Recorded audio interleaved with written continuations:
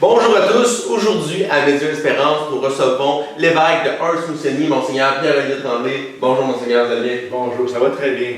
Merci d'avoir accepté une demande d'entrevue. Ça fait plaisir. Pour commencer, vous, est-ce que vous avez baigné dans un milieu très religieux, très croyant? Oui, mes parents étaient catholiques, croyants, nous amenaient à la messe quand j'étais jeune.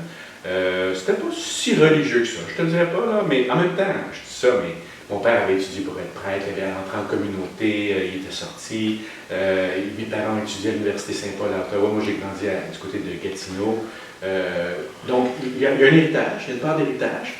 Puis, comme jeune ado de mon époque, moi je suis né en 1970, là, dans les années 80, j'avais pris un recul face à la foi, puis j'avais mis ça de côté, je trouvais ça moins intéressant pour moi. Et par la suite, est-ce qu'il y a eu des pressions justement des parents pour devenir prêtre? Est-ce qu'il y avait un encouragement? On aimerait ça avoir un enfant prêtre? C'est intéressant comme question parce que mon père, comme je disais, sa mère aurait tellement voulu qu'il soit prêtre. Puis lui avait senti cette pression-là dans le temps. Mon père est né en 1933. C'était prestigieux d'avoir un prêtre dans la famille. Exact. Puis lui, il a décidé de laisser le ministère, puis ça avait été une décision quand même importante dans sa vie. Et mes parents avaient, d'un commun accord, décidé de ne faire aucune espèce de pression sur moi. Genre, à chaque fois qu'on parlait de mon avenir, il me disait le contraire. Il me disait, écoute, Pierre-Olivier, si jamais tu n'es pas heureux là-dedans, sens-toi bien libre, tu peux sortir. Là. Puis c'était toujours des encouragements à dire, t'es libre, vas-y, là, si tu veux partir, t'es libre, t'es libre. Puis moi, à un moment donné, j'étais tanné, j'aurais voulu qu'il m'encourage un peu, mais il voulait préserver ma liberté. Et à partir de quel âge vous avez eu le déclic, je veux devenir prêtre? En fait, c'est arrivé quand j'étais adolescent. J'avais pris ce recul dont je parlais il y a un instant, puis j'ai vécu une expérience spirituelle à 14 ans. Alors, j'étais chez moi, chez mes parents, dans le sous-sol chez moi. Un ami m'avait donné un livre qui était des témoignages de jeunes qui s'étaient convertis en lisant l'Évangile. Puis là, moi, je me disais, il me semble que je connais ça, moi, les histoires de Jésus. À 14 ans, tu penses que tu connais tout ça, tu te dis, oui, je connais ça. Pourquoi ça a changé leur vie? Fait que j'ai décidé d'ouvrir la Bible et de la lire. Et c'est en lisant la Bible que j'ai vécu l'expérience la plus marquante de ma vie. Je dis, quand tu ouvres la Bible, ta vie change. Et si tu oses, c'est un coup d'audace, te laisser interpeller, ça peut t'amener loin, très très loin. Alors j'ai vécu une expérience spirituelle où je me suis senti aimer la présence de Dieu dans ma vie. Et rapidement, à 14 ans, je me suis dit, moi je ne peux pas garder ça pour moi, je veux le partager. Et il y avait un missionnaire qui était venu nous voir, j'étais dans un collège privé à Gatineau, le collège Saint-Alexandre. Alors il y avait un spiritain qui était venu nous parler de sa mission en Afrique. Puis il avait dit à la fin, c'est bien beau là, voir tout ça, là. Il y avait des diapositives, tout ça. Puis il dit, toi, viens voir sur place. Quand il avait dit ça, moi j'avais senti comme un appel dans mon cœur. Puis à partir de ce jour-là, j'ai dit, pourquoi je ne deviendrais pas un missionnaire? Puis quelques semaines plus tard, quelques mois plus tard, j'ai dit, missionnaire, prêtre. Donc c'est un appel donc qui a pris ses racines dans mon cœur à 14 ans. Puis j'ai embarqué dans une formation, j'ai fait mon cégep, puis j'ai rentré à l'université, puis 7 ans d'études universitaires, stage en paroisse. Je suis devenu prêtre à l'âge de 28 ans. Missionnaire, prêtre, comment ça s'est matérialisé, ce missionnariat dans votre ministère? C'est comme si l'expérience m'a montré, moi, qu'on est des envoyés. Pour moi, le mot mission, c'est ça le sens premier du mot mission, ça veut dire être envoyé. Ça veut dire qu'on s'en va vers quelqu'un. On est envoyé vers. On a un message, on est des témoins, on est des porteurs. Alors ça, c'est quelque chose de très profond. Être missionnaire, avant, on avait l'idée qu'être missionnaire, c'était aller en Afrique, aller en Chine, tout ça. Aller convertir. Aller convertir. On a compris que l'idée de missionnaire, elle était un peu teintée avec les siècles d'une vision colonisatrice. Alors on a l'idée, au fond, qu'on allait être presque colonisé. Aujourd'hui, c'est pas ça. Là. Puis les derniers 60 ans de réflexion dans toute l'Église universelle, grosse prise de conscience que non. Être missionnaire, c'est pas être colonisateur. C'est entrer dans une approche très humble, un dialogue, une rencontre. Puis la mission, c'est pas juste des pays de mission, comme on disait jadis. On est missionnaire partout. Et moi, j'ai l'impression d'être missionnaire ici, au Canada. Alors, quand j'ai fait ma réflexion sur où est-ce que je m'en vais, je suis entré dans une communauté, les missionnaires Oblat de Marie Immaculée. C'était justement une communauté de gens qui sont envoyés.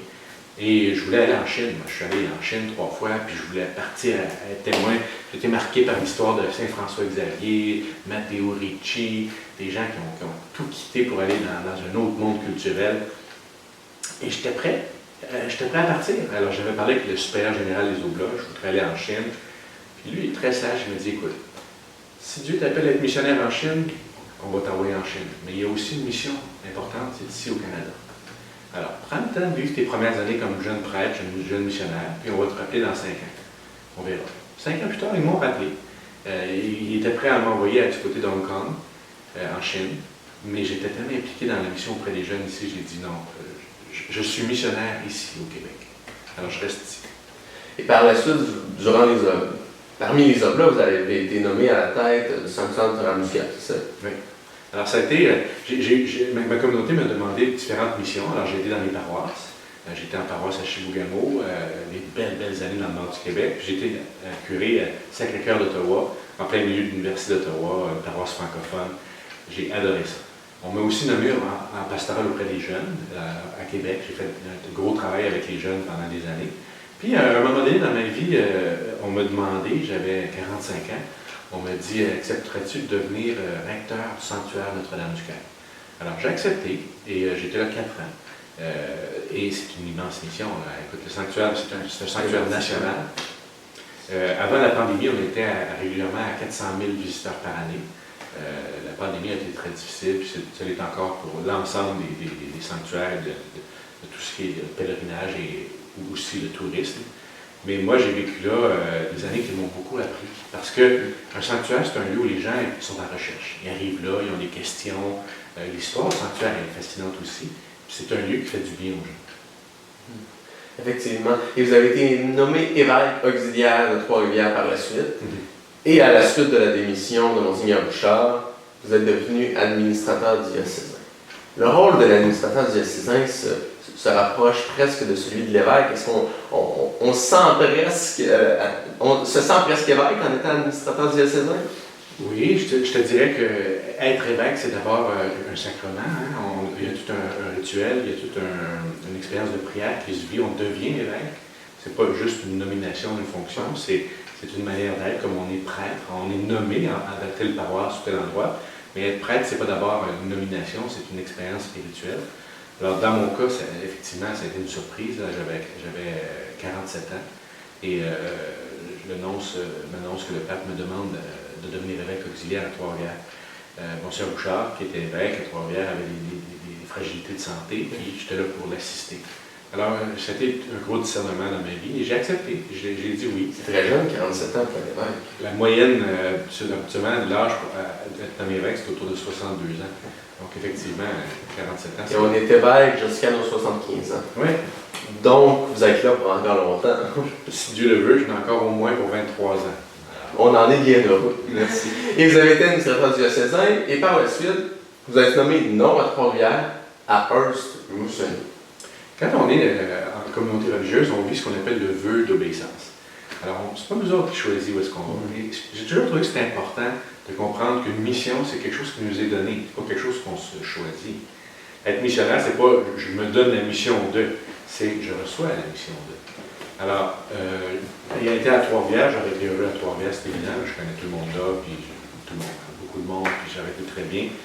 En même temps, j'ai accepté, et à ma surprise, oui, on m'a dit on aurait besoin de toi dans le nord de l'Ontario, on aurait besoin de toi à Hearst-Moosonee. Alors, le diocèse de Hearst-Moosonee, c'est la jonction de 2 diocèses, mais ça fait que c'est la moitié.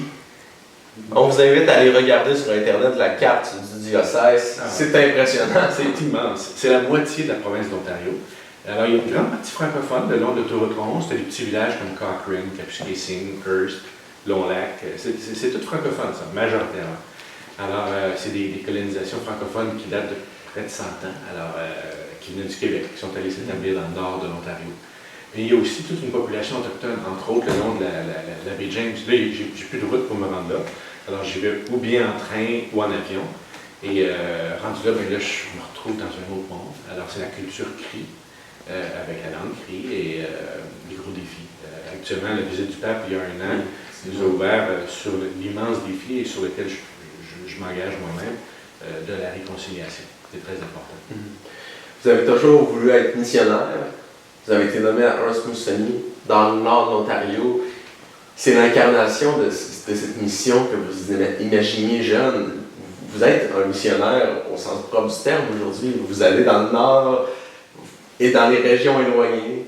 J'avais un de mes bons professeurs qui était mon accompagnateur quand j'étais jeune, puis j'ai parlé de la Chine. Puis lui, il m'avait dit, j'avais 20 ans, il m'avait dit, tu sais, là, tu n'iras peut-être pas en Chine, mais peut-être que tu vas trouver dans le nord du Canada avec des gens qui sont venus de la Chine il y a 10 000 ans, tu sais, puis peut-être que c'est la Chine qui est venue en Amérique ici.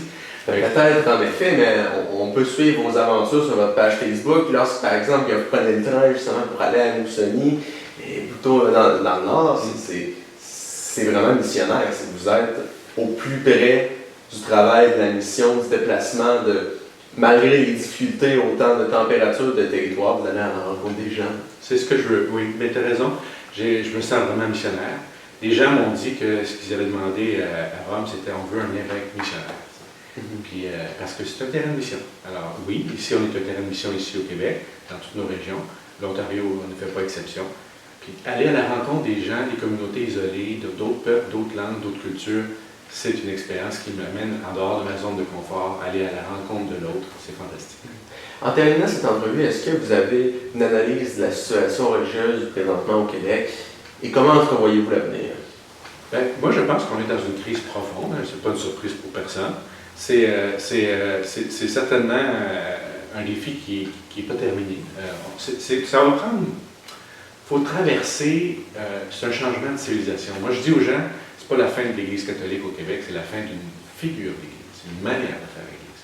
Alors, l'Église est en transformation, la société est en transformation, mais les besoins et les quêtes spirituelles, celles que moi j'ai ressenties quand j'avais 14 ans, les jeunes d'aujourd'hui, à leur manière, les ressentent aussi. Je ne suis pas découragé pour l'avenir, je suis lucide, mais je suis aussi espérant. Et comme vous êtes le média Espérance, ben moi je me connecte à ça aussi parce qu'il faut être capable garder espoir. Garder espoir.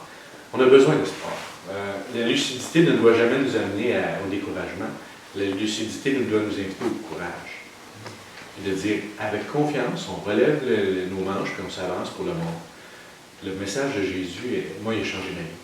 Puis j'ai donné ma vie à Dieu quand j'avais 14 ans, puis je me retrouve à 52 ans, puis je ne regrette rien. Et je continue et je veux continuer à le faire. Et je sais que c'est un message qui fait du bien encore aujourd'hui, puis qui aide encore du monde aujourd'hui, et qui va continuer de le faire. Alors, on est dans ce qu'on appellerait un monde de plus en plus sécularisé, c'est-à-dire un monde qui n'est pas d'emblée un monde religieux. C'est peut-être pas mauvais. On a à réapprendre la foi comme une expérience d'abord personnelle, puis je pense que c'est une chance pour l'avenir. Merci énormément, Monseigneur Tremblay, d'avoir accepté cette entrevue. C'est un plaisir de vous reparler. Ça me fait plaisir. On se revoit bientôt. Merci énormément de nous avoir écoutés. On se retrouve bientôt pour une autre entrevue avec les Espérances. Bonne fin de journée tout le monde.